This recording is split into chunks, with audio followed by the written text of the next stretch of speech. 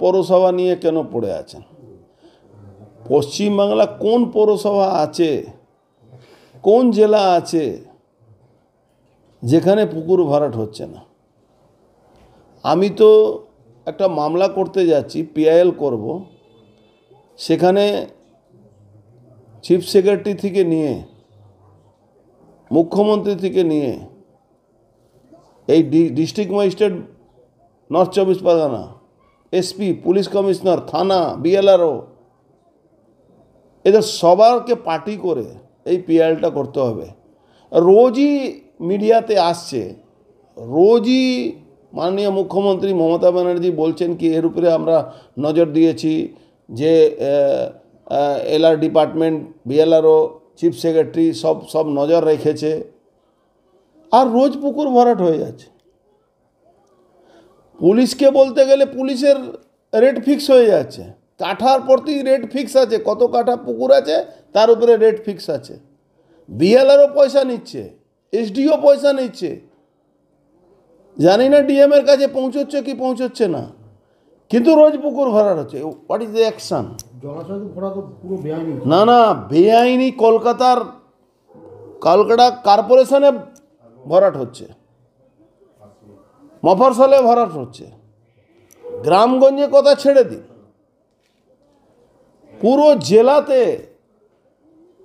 একই অবস্থা আছে। 24 পরগনা সব থেকেও 1 নম্বরে আছে, তার উত্তর 24 পরগনা, তার মধ্যে সব থেকে ব্যারাকপুর সব পুলিশ কমিশনারেট 1 নম্বরে আছে এই পুকুর ভরাট করার জন্য। আর তার মধ্যে ভাটপাড়া সব থেকে 1 নম্বর আছে পুকুর ভরাটের মধ্যে, ভাটপাড়া পৌরসভা। এবার যে যাবেন আপনারা জিজ্ঞেস করবেন, আচ্ছা আমরা দেখছি। তাহলে আমি একটা প্রশ্ন রেখে যাই, ভাটপাড়া পৌরসভার পক্ষ থেকে কটা মামলা হয়েছে?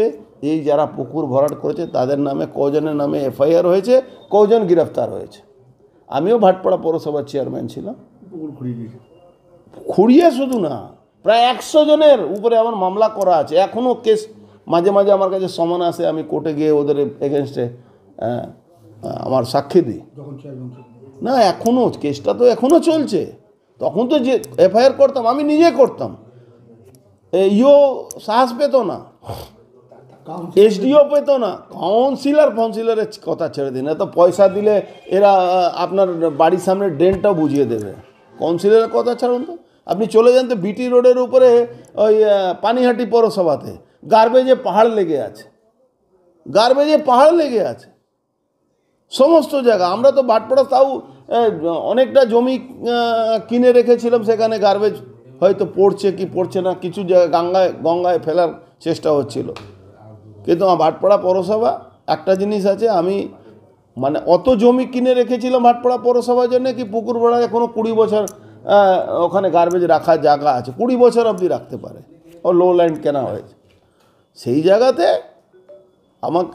আমরা অনেক দিন ধরে এটা শুনছি, আমরা বাধ্য হয়ে পিআইএল করছি কি পশ্চিমবাংলা এই 13 বছরের মধ্যে কত পুকুর ভরাট হয়েছে।